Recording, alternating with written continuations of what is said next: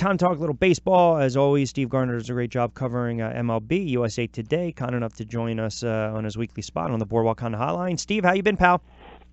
I'm good, Rich. How are you? I'm doing very well. We'll start with the Phillies. 11 to go. They got 7 against the Braves. I basically I wrote their obituary a couple days ago, and now I have to maybe I got to backtrack and say I can't kick all the dirt on them just yet.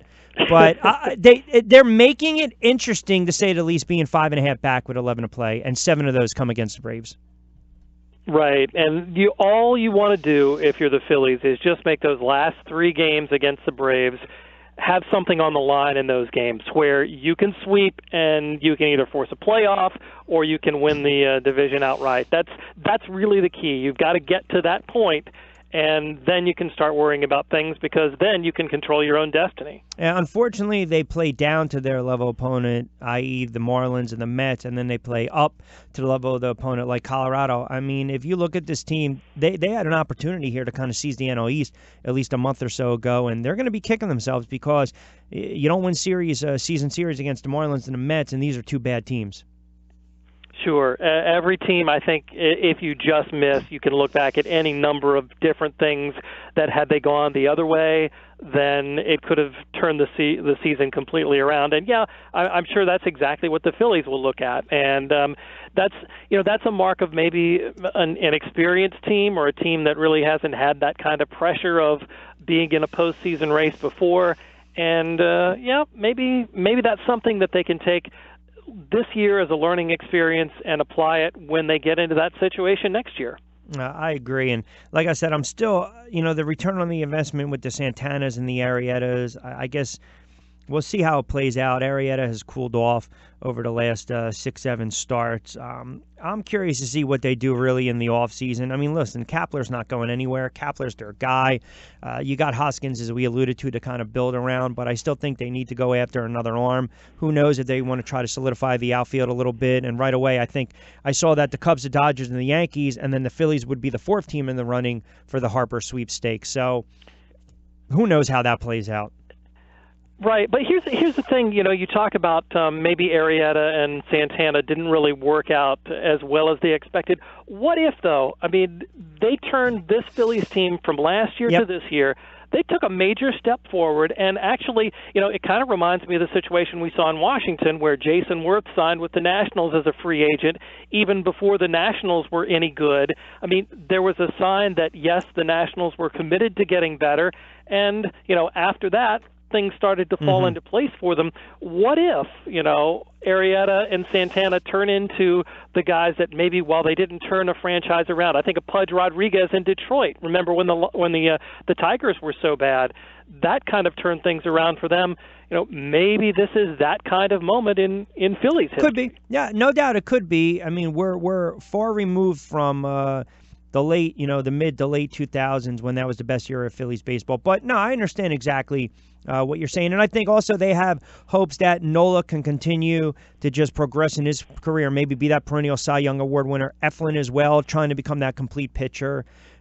So they certainly exceeded the expectations. It's funny, you mentioned a team like Washington getting a shot in the arm. I look at what Tampa Bay is doing, and Tampa Bay, it's amazing unless you really follow or cover the sport. They had 2 fire sales, one in spring training and then near the deadline, and this team's 85-66.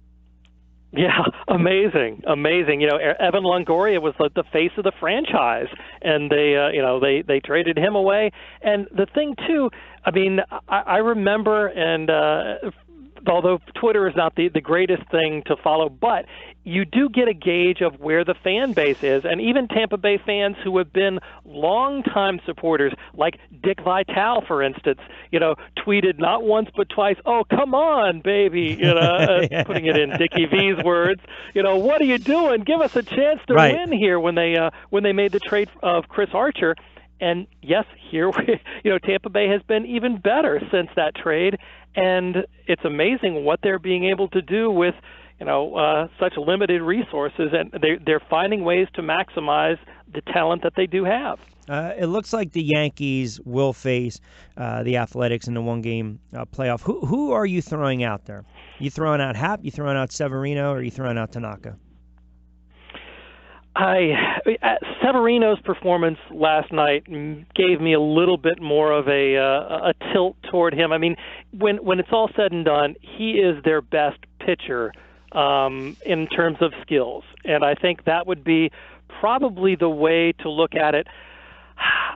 I suppose, not looking at how they match up with Oakland. I think Oakland's pretty fairly based left, right, and all of that. So the matchups may not be too much in favor one way or the other. I think you throw Severino out there if he has another good start before the end of the season. He's their most talented. I think he gets the call. I'm looking at Boston. Disagree? I would throw Tanaka out there. Yeah. I mean, it's a toss-up. It is. I mean, personally, I would throw Tanaka. I think he's a little more battle-tested than Severino. And then if you need to turn around in game one, then you have the option of going to Severino or Happ. And Happ's clearly been the most consistent pitcher. But to me, I think Tanaka's a little more battle-tested. That's just my opinion. Yeah, Tanaka, they have the last game of the season scheduled. So they can easily not start him there and go for the wild card game. Speaking of starting a rotation, the Boston Red Sox, and I got to give Josh a ton of credit. He called this one. After Price, or I should say really after Sale and Porcello, I mean, listen, I don't trust any of their starters. And you know what I think of Price, especially come postseason time. Well, he is. The interesting thing is that David Price, since the All-Star break, has been one of the best pitchers in baseball. And you put him in Yankee Stadium against the Yankees, and all of a sudden we have all of those great starts leading up to it, and then boom, he's a house of horrors. Back to the old David Price. And one of the things I have to admit, though, looking at the launch angles and the hit probabilities and everything, all three of those home runs, the two to Voit and the one to Andujar, all of them were Yankee Stadium short porch homers.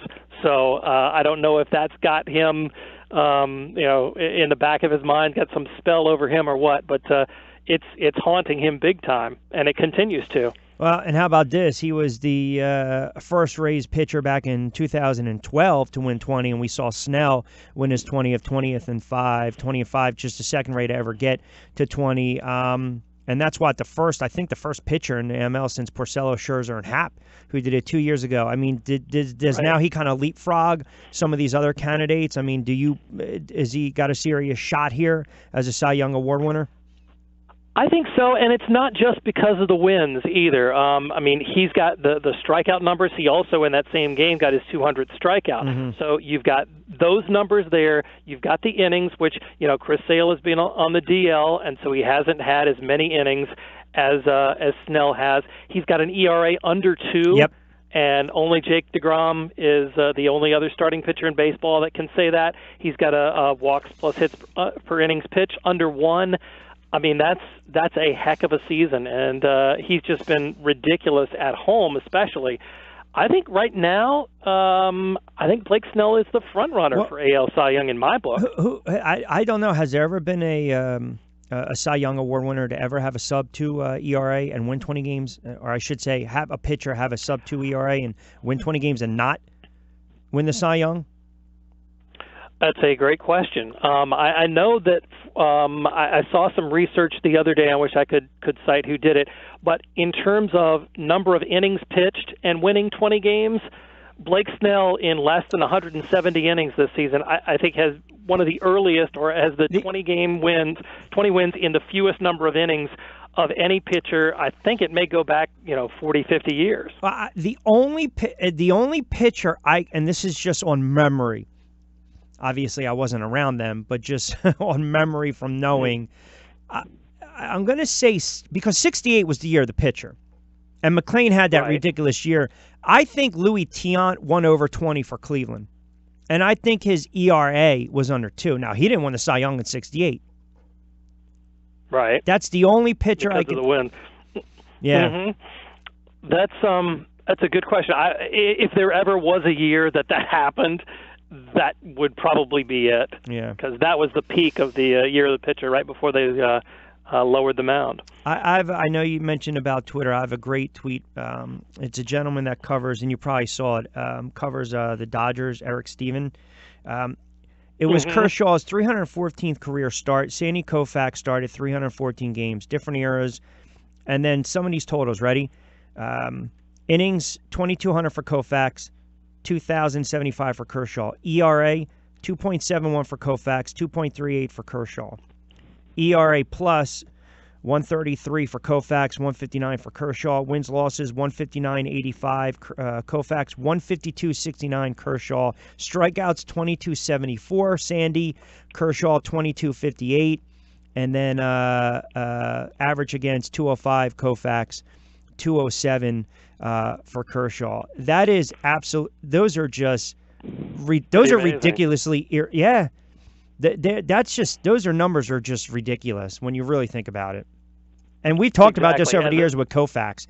It was really a couple years into his career where he really started to blossom. I mean, you know, he a couple struggles early on, but then he put together some of those Hall of Fame campaigns. Yeah, they look very similar, you know, and Kershaw is 30 years old right now, and Koufax was about that, maybe a couple years older, I think, when he retired. But the one thing that's not incorporated into those numbers, and you and I have talked about this before, postseason. Yep. And, you know, Kershaw has not had a successful postseason career. Koufax was absolutely dominant in the postseason, and so many more innings. It's an interesting comparison for sure, and again, proof why Kershaw really needs to have that kind of postseason success to be put up on that same type of pedestal, even though his numbers during the regular season are every bit as good. Oh, no doubt. But you're right. The difference at the end of the day, and it's funny because we were talking about quarterbacks in the NFL, and when you start to get to the postseason, some of the difference. But you're right. I mean, you think about Kershaw single-handedly. You look at 63, they win it. They win at 63, and then they win at 65. Well, they also won 55 and 59, so he won 4 World Series, and he was as clutch as they come postseason pitcher. Listen, Kershaw's a Hall of Famer, no doubt. But I just think it's remarkable the numbers. And Sandy retired when he was 30. Okay. Yeah, 30. I mean, that's, so yeah, same age right now. Unbelievable. That Kershaw is. That is crazy when you think about it. I mean, I don't know. Listen, I don't think we'll ever see. Do you think we'll see a 25-game winner? Wow. And here's another thing, Steve. Those guys 20, 30, 40 years ago, the complete games were off the charts. Oh, sure. They were making 40 starts in a year, too, which now, you know, even more than that. And now you're lucky to see, you know, 30 is probably maybe the high for this season. So it's that many more starts. They were pitching that much more often and pitching that many more innings. It'll be really difficult to get to 25 wins now in the current environment we're in baseball. Yep, I agree. All right, listen, before I let you get out of here, we talked a little bit about some of the AL and some of these pennant races, and you look what's going on in the NL. We mentioned the Dodgers. You like the Dodgers. You said that from the get-go. Does Milwaukee have any little run here to try to upseed Chicago in the Central? I suppose they have a chance. I mean, it's only 2.5 games. 3 in the loss column is the difference right now. But it seems to me the Cubs are playing well.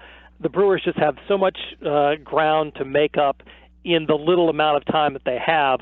I think Milwaukee plays at this point for the home game in the wild card. You know, they're certainly not going to try not to win the division, but realistically, I think Milwaukee's best shot is the wild card and hosting the wild card game and then moving on because, even then, they would have to face the Cubs in the first round. Right. So tall order.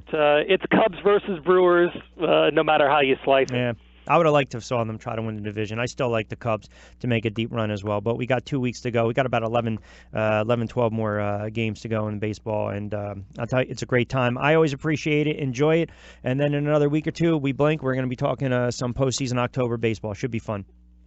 It is almost here. Very exciting time of year for sure. Always appreciate the time, Steve. Have a great week, pal. Thanks, Rich. You too. Bye-bye. You got it. Steve Gardner, USA Today. Join us on the Boardwalk Honda Hotline.